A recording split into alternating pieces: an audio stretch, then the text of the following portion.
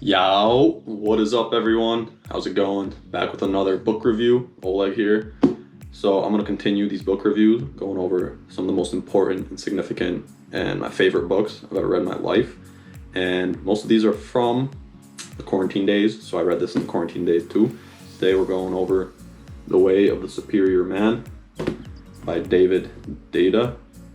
This is one of the most mind-blowing books I've ever read. And it was one of the books recommended by How to Beast in his some of his videos and his top 5 books. So I thought I should read it. And basically it's a spiritual guide to mastering the challenges of woman, work, and desire.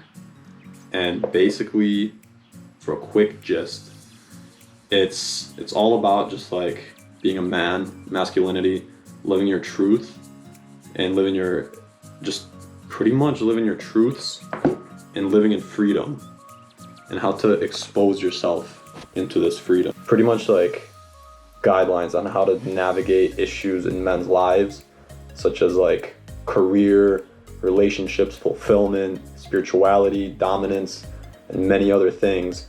And basically the main goal of this book is to help guys live a life of freedom, success, and joy. To pretty much live their truth. First major aspect of this book is the mission and search for freedom.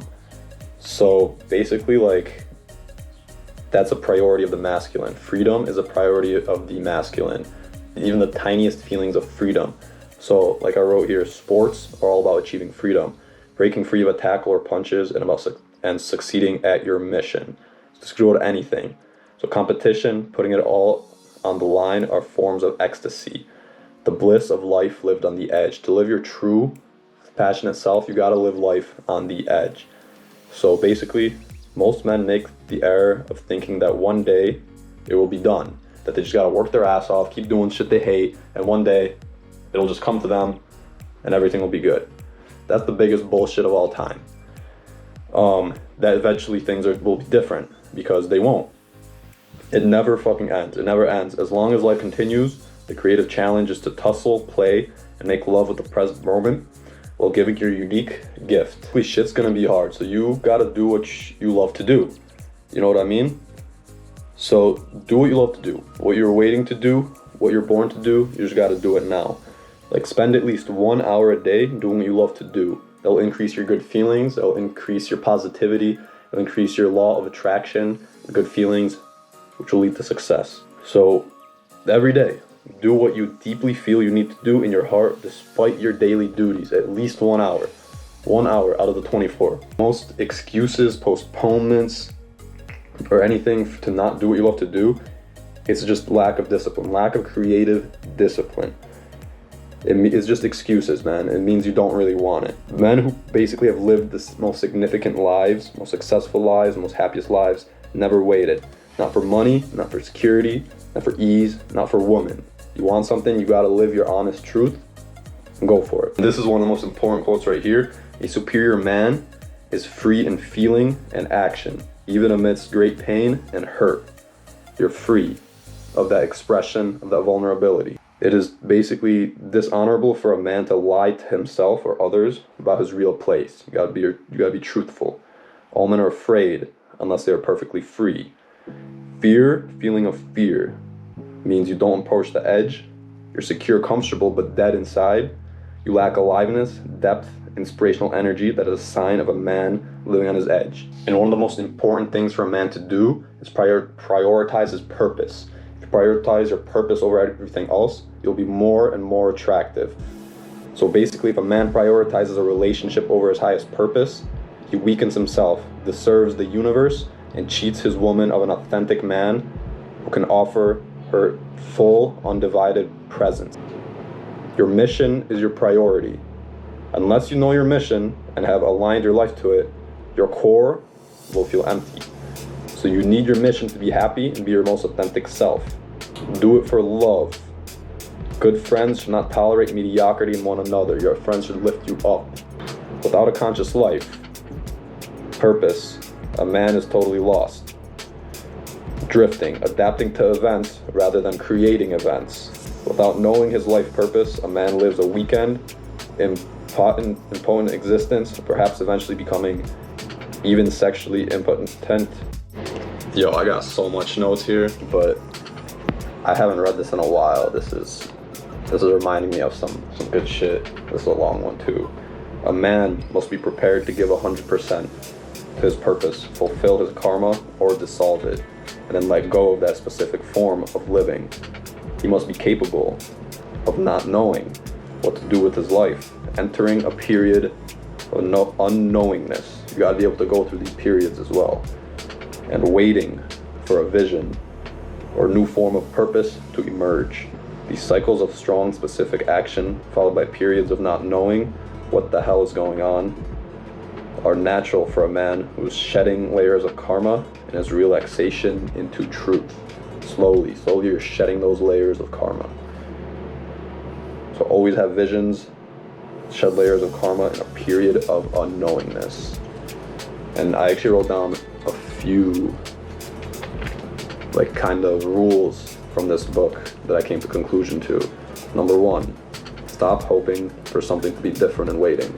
Number 2, don't get lost in tasks and duties. Number 3, be willing to change everything in your life. Number 4, live as if your father is dead. I know that's a very cynical and negative, but basically, I think that goes in later in the book, but basically, it's not the negative aspect of it, but it's more referring to take charge. Take charge and take action. And number 5, if you don't know your purpose, discover it now.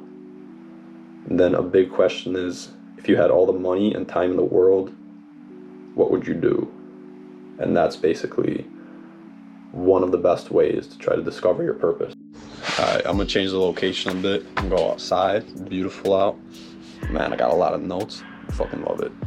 So next topic is visions. As you open yourself to living at your edge, your deepest purpose will slowly begin to make itself known. In the meantime, you will experience layer after layer of purposes, each one getting closer and closer to the fullness of your deepest purpose. So every single little thing adds up. The old project is over, but you're not sure what is next. At this point, you must wait for a vision. Simply wait. Consciously keep yourself open and available to receiving a vision of what is next. It will eventually come. And when it comes, it usually won't be detailed. The truth of the feminine is whatever she is really feeling in this present moment. Now we're changing topics a little bit with the feminine versus the masculine, which I found very interesting in this book as well. The masculine grows by challenge, but the feminine grows by praise. A man must be unabashed and expressed in his appreciation for his woman. Praise her freely. The purpose of the masculine core is a mission, a purpose, or a direction in life. The priority of the feminine core is the flow of love and intimacy. A woman really wants her man to be totally dedicated to his highest purpose, and also to love her fully. Don't be a simp. Alright? Do what you gotta do. A woman really wants her man, I already said that. She wants to feel that her man will be willing to sacrifice the relationship for the sake of his highest purpose. You have a gift to give, a purpose to fill, a deep heart impulse that moves you. If you lost touch with this impulse, then you will begin to feel ambiguous in your life. You will make decisions because you have to, but they won't be guided by a deeper sense of purpose. No stress means no thoughts, no sense of protected self, no mission to accomplish. The end of the masculine game. The feminine is not seeking freedom, but love. So that's the main difference. Next. Man, I love this shit. Own your darkest desires. If a man disowns his dark masculine desire for freedom, then he kinks the house of his masculine force. His energy will not flow freely. His attention will be bound by unfulfilled yearnings. Most importantly, if his hose is kinked this way, he will weaken his masculine capacity to stand fearless in death that is conscious life. He will not be able to face the unknown, the groundless ground being, still function from his heart in love. You must be as fearless with your sexual desire as you are with your spiritual desire. The essential masculine fear is loss of self, which is also the essential masculine desire. The superior man embraces his woman as his own form. The revelation of deep openness is love. Notice the distractions, tits, ass, wealth, fame, and practice the revelation of oneness by feeling through the distractions. Notice the obsessions and practice oneness through the obsessions. Practice it with your woman for real. Bow down to her and then bow down through her into the deep, which only seems to have been another. Basically, I think this part just like talks about having a true, genuine connection. When the front of your body is open and relaxed, your power flows freely and your presence fills the room. Your woman could be a corporate executive and you could be a house husband. That's fine as long as you're living your highest purpose. And her life is devoted to love. It doesn't matter. So if you don't know your own direction in life, you certainly will stand on a shaky ground offering your woman direction. So the first step is to align your own life so that at least at this present moment you're living at your edge, fully aligned with your sense of purpose. If you're not certain that you're living exactly the life you would want to, then your woman will feel your lack of clarity. She'll fight any kind of guidance to offer. So another important quote that I starred: if you're lolling around in Bozoland or working hard but actually not living your true gifts, you can be working hard as fuck, but if it's not your true purpose, your true self, it's just not it, man. You won't be your authentic self, and your woman will resent your lack of deep direction. You need that direction. So try talking with a friend, using therapy, practicing meditation, prayer, going on a vision quest, reading scripture, walking in nature, keeping a journal, or studying with a teacher. Your success with any method you choose depends entirely on your actual commitment to discovering your deepest truth and aligning your life with it. The cure to a lack of purpose is to be challenged, to live at your edge, since you have lost the capacity to live there by yourself. The two ways to bring you right to your masculine edge of power, keep note of this, are austerity and challenge. So what is austerity? That means eliminate comfort. You need discomfort in your life. Men need discomfort. Eliminate comforts and cushions in life. Have discipline. Cut out all of the bullshit like TV, video games, cuddling, movies. I don't know about cuddling. Being on the phone all day. And you need challenge. It's kind of self-explanatory. Unadorned suffering is the bedmate of masculine growth. Alright? Feel your suffering, rest with it, embrace it, make love with it. You were born as a sacrifice. You can either participate in the sacrifice, dissolving in the giving of your gift, or you can resist it, which is your suffering. So you must instill consequences throughout the rest of your life, unless you want to cling to the safety net of superficial pleasures. You should alternate these kinds of cutting through the bullshit gatherings, or cutting through the bullshit with gatherings, with masculine celebrations. Even during these celebrations, there must be a challenge to remain conscious and undistracted. They are not occasions for lapsing from fullness, but for communing beyond fear. Perhaps you can all go swimming in ice cold water together, or drink to the point of inebriation. That's a fun one. And then spend the night chanting hymns of the mystery of existence. Nobody allowed to drift. Whatever you do, share as much loving as you can with your friends, without settling for mediocrity or less than each man's fullest, truest gift. Like dissolving in the intensity of an orgasm, a man's greatest desire is to be utterly released. Yeah, I know that was a lot, and I basically just read like all my favorite quotes, which was like a ton, but this book was very eye-opening to me, especially the stuff about like purpose and desire and like living your true self, and about how most men just work their ass off like in a trap, thinking that like they just got to keep working hard, keep working, making money, and then one day that things will all be different, when that's not true. You'll just keep working yourself to death pretty much. You got to work smart, you got to work with love and with your highest passion, and then people will actually love you more because you're being your true authentic self. And people love people that are themselves, that are not acting because of society or being a certain way because of how people think or how they want them to think. They just be themselves, you know, and that's the people that people love the most, and that's the most authentic people that have the most success. What I've learned is it's okay to like go through these moments of drifting. Like you don't know what's going on, you're like going through a stuck period, but you just have to just have to keep trying. You just gotta keep chugging along, keep trying, keep living on your edge, you know?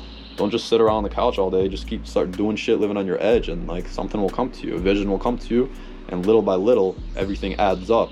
Every little piece of the puzzle starts coming together. I feel like that's how it's coming for me, because when I read this book, I was lost in the sauce, man. This was during COVID, 2020 times. I had no idea what was happening.